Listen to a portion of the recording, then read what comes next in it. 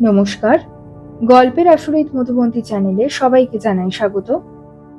আজকের গল্প হেমেন্দ্র কুমার রায় রচিত ভৌতিক রচনাবলী থেকে চিলের ছাতের ঘর। এই গল্পের মুখ্য ভূমিকায় মানিক, অমল প্রমুখ। শুরু হচ্ছে আজকের গল্প চিলের ছাতের ঘর। সঙ্গে থাকুন।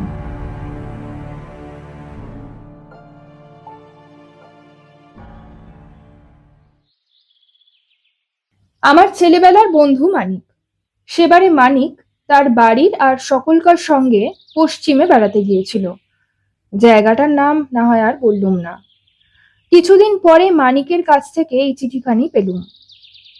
ভাই অমল, তোমার জন্য বড় মন কেমন করছে, কারণ এ দেশটা এত সুন্দর যে তোমাকে না দেখালে আমার তৃপ্তি হচ্ছে না। যে বাড়িতে আছি সেখানেও চমৎকার। একদিকে ধুধু মাঠ, দুদিকে নিবিড় বনের রেখা, আর একদিকে পাহাড়ের পর পাহাড় ও তাদের কোল দিয়ে নাচতে নাচতে বয়ে যাচ্ছে ত্রিরূপলী নদী। তুমি আজকে এই মোটঘাট বেঁধে নিয়ে রওনা হও। আমাদের চিলের ছাদের ঘর থেকে চারিদিকে দৃশ্য খুব স্পষ্ট দেখা যায়। তুমি কবি বলে মা তোমার জন্য এই ঘরখানি রিজার্ভ করে রেখেছেন। আসতে দেরি হলে জরিমানা দিতে হবে। এখানকার খবর সব ভালো। ইতি, তোমার মানিক।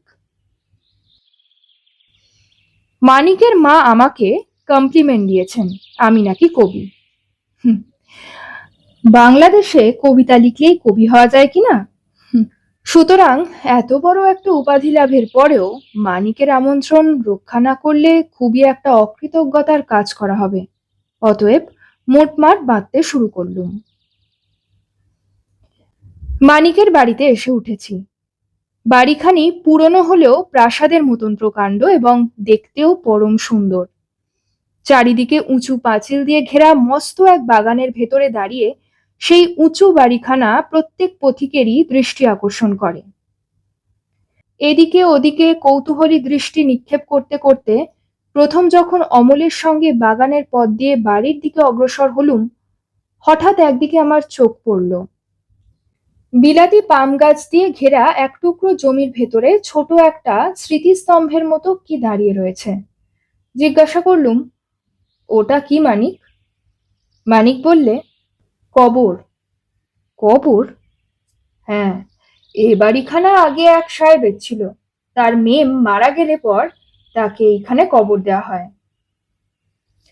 এমন সময় মানিকের কুকুর লিলি মনিবের সারাপে সেইখানে এসে হাজির হলো। তারপরেই রেগে গড় করতে লাগলো। দেখলুম সে কবরের দিকে তাকিয়ে গর্জন করছে, কিন্তু কবরের দিকে তাকিয়ে আমি তো কিছুই দেখতে পেলুম না। মানিক, তোমার কুকুর কি দেখে খেপে গেল? জানি না, লিলি ওই কবরটাকে দেখলেই খেপে যায়, যেন সে হাওয়ার সঙ্গে লড়াই করতে চায়। না মানিক, ও তো লড়াই করতে চায় বলে মনে হচ্ছে না। ওকে দেখলে মনে হয় ও যেন মহা ভয় পাগল হয়ে গেছে।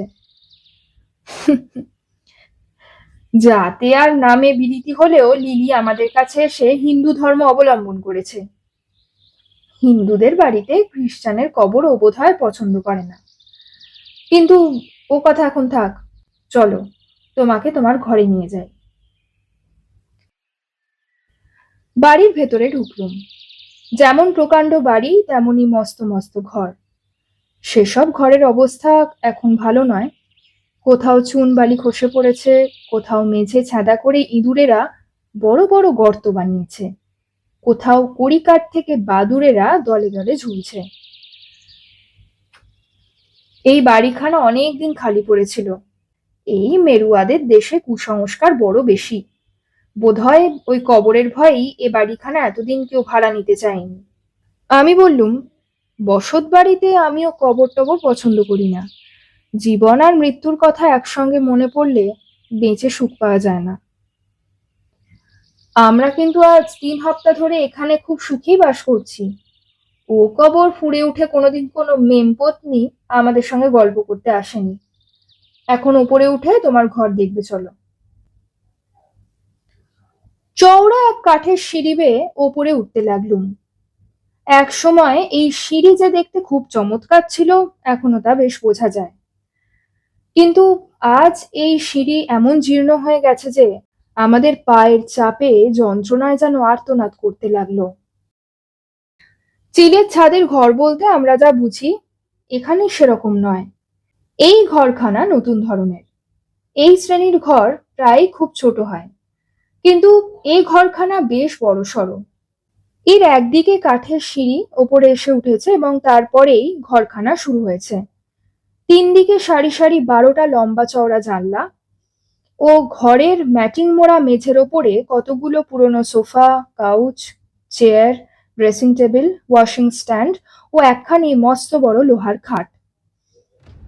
সিঁড়ি ছেড়ে ঘরের মেঝেতে পা দিয়েই কেন জানি না আমার মনে হলো এই জায়গাটা যেন খালি নয়। এখানে যেন কি একটা অদৃশ্য বীভৎস রহস্য একান্তে অনেক দিন ধরে গোপনে বাস করছে। সঙ্গে সঙ্গে কেমন একটা অজানা আতঙ্কে আমার সারা মন আচ্ছন্ন হয়ে গেল। যেন এখানে একটুও হাওয়া নেই, যেন এখানে একটুও হাওয়া নেই। আমার দম বন্ধ হয়ে আসতে লাগলো। তাড়াতাড়ি বললুম, মানিক, ঘরের জানলা দরজাগুলো বন্ধ করে রেখেছো কেন? খুলে দাও। মানিক আমার কথা মতো কাজ করলে। বাহির থেকে খোলা আলো আর হাওয়া ঘরের ভেতর ছুটে এলো শিশুর মতো সকৌতুকে। সঙ্গে সঙ্গে আমার মনের সকল গ্লানিও কেটে গেল। একটা জানলার সামনে গিয়ে দাঁড়াতেই চোখের ওপরে ভেসে উঠল অপূর্ব চিত্রপট। প্রথমেই দেখলুম পাহাড়ের পর পাহাড়ের শিখর ক্রমে উঁচু হয়ে আলো মাখা নীলাকাশের দিকে উঠে গেছে, যেন ভগবানের পুজোর থালার মধ্যে নৈবেদ্যের সার সাজানো রয়েছে। তাদের সামনে দিয়ে বয়ে যাচ্ছে এক গান পাগলিনী নৃত্যশীলা নদী। সেই কালো পাহাড়মালার তলায় রৌদ্রদীপ্ত নদীটিকে দেখে মনে হচ্ছে অচপল কালো মেঘের তলায় চঞ্চল বিদ্যুতের একটি চকচকে রেখা। তারপরেই আবিষ্কার করলুম আমার জন্য নির্দিষ্ট এই ঘরের তলাতেই রয়েছে সেই কবরটা। মনটা আবার খুঁতখুত করতে লাগলো। ফিরে বললুম, দেখো মানিক, এমন সুন্দর জায়গায় যে সাহেবটি বাড়ি তৈরি করেছেন, নিশ্চয়ই তিনি কবি ছিলেন। কিন্তু কবির চোখ পেয়েও এমন মনোরম স্থানে তিনি নিজের স্ত্রীর দেহকে গোর দিলেন কেন? সেটা কিছুতেই আমার মাথায় ঢুকছে না। মানিক বললে, এখানকার লোকেদের মুখে এক গাঁজাখুরি গল্প শুনেছি। মারা গেলে পর মেমের দেহকে নাকি প্রথমে গোরস্থানেই নিয়ে গিয়ে গোর দেওয়া হয়, কিন্তু তার পরদিনই দেখা যায় মরা শুদ্ধ কফিনটা কবরের পাশে মাটির উপরে পড়ে রয়েছে। কফিনটাকে আবার গর্তে পুড়ে মাটি চাপা দেওয়া হলো, কিন্তু পরদিন সকালে আবার সেই দৃশ্য। উপরি উপরি 3বার এই দৃশ্যের অভিনয় হওয়ার পর গোরস্থানের পাদ্রী বললেন, এই পাপীর দেহ গোরস্থান ধারণ করতে রাজি নয়, একে অন্য কোথাও নিয়ে যাওয়া হোক। তখন সকলেই বাধ্য হয়েই দেহটাকে এই বাড়ির ভেতরে এনে গোর দিল। সেই থেকেই পাপী কবর থেকে আর পালাবার চেষ্টা করেনি। আমি বললুম, পাদ্রী সাহেব মেমের দেহকে পাপীর দেহ বললেন কেন? মেমটা নাকি আত্মহত্যা করেছিল, কিন্তু আজগুবি গল্প আমি বিশ্বাস করি না, এসব হচ্ছে বানানো কথা। ঘরের চারিধারে চোখ বুলিয়ে আমি জিজ্ঞাসা করলুম, এ ঘরের এই পুরনো আসবাবগুলো কোত্থেকে এলো? আসবাবগুলো হচ্ছে সেই সাহেবের। তার মেম এই ঘরেই বাস করত। স্ত্রীর মৃত্যুর পর তিনি আসবাবগুলো যেমন ছিল তেমন ভাবেই রেখে দিয়েছেন। আমাদের মানা করে দেওয়া হয়েছে আমরা যেন এ ঘর থেকে কোনো জিনিস না সরিয়ে রাখি। হঠাৎ খাটের ঠিক মাথার ওপরেই দেওয়ালে টাঙানো একটা প্রকাণ্ড অয়েল পেইন্টিং এর দিকে আমার দৃষ্টি আকৃষ্ট হলো। স্ত্রীলোকের ছবি। আসলে মানুষের দেহ যত বড় হয়, সেই আঁকা ছবির দেহটিও তার চেয়ে ছোট নয়। শুধালুম, ও কার ছবি মানিক? সেই মেমের। কাছে গিয়ে দেখো না, মেমটি দেখতে ঠিক ডানা কাটা পরীর মতো ছিল না? পায়ে পায়ে ছবির কাছে এগিয়ে গেলুম। পটে আঁকা আছে এক বুড়ির চেহারা। তার বয়স 65-র কম হবে না। লিকলিকে দেহ, বাঁখাড়ির মতো সরু বাহু, সাদা শনের মতন চুলগুলো কাঁধের ওপরে এসে পড়েছে। ঠোঁটের কোণে অত্যন্ত কুৎসিত হাসি, নাকটা টিয়া পাখির মতন বাঁকানো, আর তার কোটরে ঢাকা কুতকুতে চোখ দুটো। সেই চোখ দুটোর ভেতর থেকে যে ক্রূর দৃষ্টি বেরিয়ে আসছে, আমি কিছুতেই তা বর্ণনা করতে পারবো না। আমার মনে হলো গোখরো সাপের চেয়েও ভয়ানক সেই চোখ দুটো যেন এখনো জ্যান্ত হয়ে আছে। ছবিতে আঁকা মূর্তি ও তার চোখ যে এত বেশি স্বাভাবিক ও জীবন্ত হয়, এটা কখনো কল্পনা করতে পারিনি। বিলিতি কেতাবে আঁকা ডাইনি মূর্তি যেন রক্ত মাংসের দেহ নিয়ে আমার সামনে এসে দাঁড়িয়েছে। মানিক বললে, কি হে অমল, এই মেম সাহেবটিকে তোমার পছন্দ হলো? ঘৃণায় মুখ ফিরিয়ে আমি বললুম, পছন্দ? যাকে দেখে এই ছবিখানা আঁকা হয়েছে সেই মানুষটির প্রকৃতি নিশ্চয়ই খুব জঘন্য ছিল। তোমার এই মেমের ছবি যদি তুমি ঘর থেকে সরিয়ে না রাখো, তাহলে আমি রাতে দুঃস্বপ্ন দেখব। কিন্তু ঘর থেকে যে কিছু সরাতে মানা আছে। তাহলে আমাকে অন্য ঘরে দাও। মানিক একটু ভেবে বললে, আচ্ছা এসো, আমরা দুজনে মিলে ছবিখানাকে নামিয়ে ঘরের বাইরে রেখে দিই, তারপর বাড়ি ছাড়বার সময় ছবিখানাকে আবার দেওয়ালে টাঙিয়ে রেখে গেলেই চলবে। খাটের ওপরে উঠে দুজনে মিলে সে প্রকাণ্ড ছবিখানাকে নামাবার চেষ্টা করলুম, কিন্তু উফ, সে কি বিষম ভারী ছবি! ওজনে যেন একজন মানুষের দেহের মতোই ভারী। মানিক আশ্চর্য হয়ে বললে, ছবি কখনো এত ভারী হয়? অবশেষে কষ্টে সৃষ্টে ছবিখানাকে নামিয়ে ঘরের বাইরে ছাদের উপরে নিয়ে গিয়ে রেখে এলুম। মানিক হঠাৎ হাঁপাতে হাঁপাতে চমকে উঠে বললে, ও কি অমল, তুমি হাত কাটলে কেমন করে? তোমার হাতে অত রক্ত কেন? তাড়াতাড়ি হাত তুলে দেখি, সত্যি তো, আমার দুখানা হাতই যে রক্তে রাঙা হয়ে উঠেছে।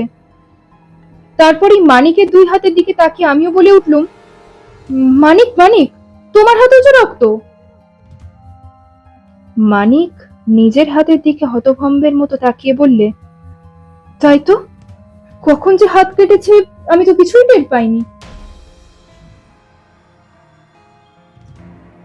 দুজনে তক্ষুনি ছুটে গিয়ে হাত ধুয়ে ফেললুম। তারপর আপন আপন হাতের দিকে তাকিয়ে আমরা একেবারে অবাক হয়ে গেলুম। আমাদের কারুর হাতেই কোথাও এতটুকু আঁচড়ের দাগ পর্যন্ত নেই। তবে এ কিসের রক্ত? এ কি রহস্য?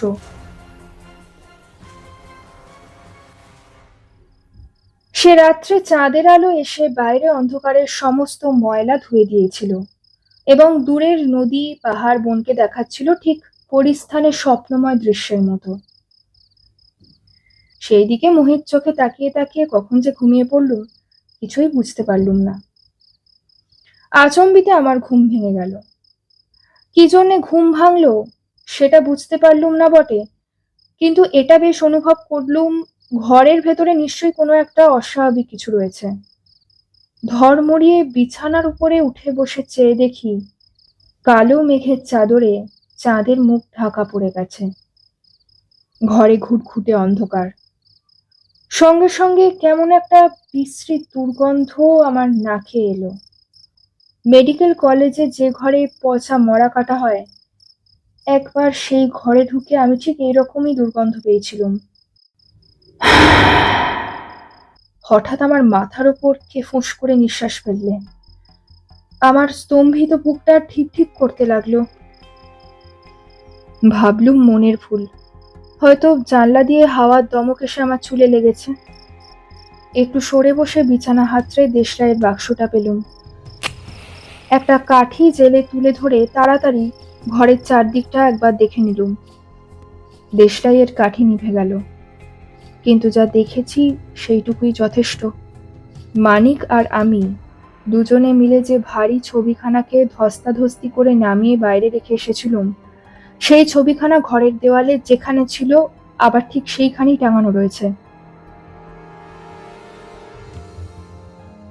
আড়ষ্ট হয়ে দাঁড়িয়ে দাঁড়িয়ে ভাবছি কি করব। হঠাৎ আমার কাঁধের ওপর কে যেন একখানা হাত রাখলে, বরফের মতো ঠান্ডা কনকনে একখানা হাত। ভয়ে পাগলের মতো হয়ে গিয়ে আমি সামনের দিকে সজোরে এক ঘুষি ছুড়লুম এবং পর মুহূর্তেই কে যেন সশব্দে দড়াম করে মেঝের উপরে পড়ে গেল। আমিও আর অপেক্ষা করলুম না, তীরের মতো ছুটে ছাতের ঘরের সিঁড়ি দিয়ে নিচের দিকে নামতে লাগলুম। সিঁড়ির ঠিক তলাতেই একটা লণ্ঠন হাতে করে উদ্বিগ্ন মুখে দাঁড়িয়েছিল মানিক। আমাকে দেখেই শুধোলে, ব্যাপার কি, তোমার ঘরে ও কিসের শব্দ হলো? আমি কাঁপতে কাঁপতে বললুম, তোমাদের তোমাদের সেই ডাইনির ছবি আবার ঘরে ফিরে এসেছে। ধ্যাৎ, যত বাজে কথা, ছবির কি পা আছে? দাঁড়াও দেখে আসি। এই বলে মানিক দ্রুত পদে ওপরে উঠে গেল। কিন্তু তারপরে শুনলুম মানিকের উচ্চ আর্তনাদ এবং তারপরেই দেখলুম সে একসঙ্গে ৩-৪টে সিঁড়ি টপকে নেমে আসছে। ঠিক বলেছ, উপরে আমি ওই ছবিটা দেখলাম। আকুল স্বরে সে বললে, ঘরের ভেতরে পচা মরার গন্ধ, আর ঘরের মেঝেতে উপুর হয়ে পড়ে আছে একটা বুড়ির পচা আর গলা মরা। হঠাৎ আমার নিজের গায়ের দিকে নজর পড়ল। আমার কাঁধের ওপর থেকে একটা রক্তের ধারা গা বেয়ে নেমে আসছে। এই কাঁধেই সে বরফের মতো ঠান্ডা হাতে স্পর্শ পেয়েছিলাম।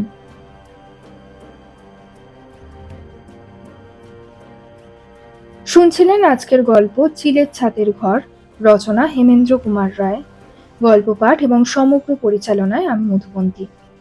খুব শীঘ্রই ফিরে আসবো পরবর্তী একটি নতুন গল্প নিয়ে। ততদিন স্টে কানেক্টেড উইথ গল্পের আসর উইথ মধুবন্তী।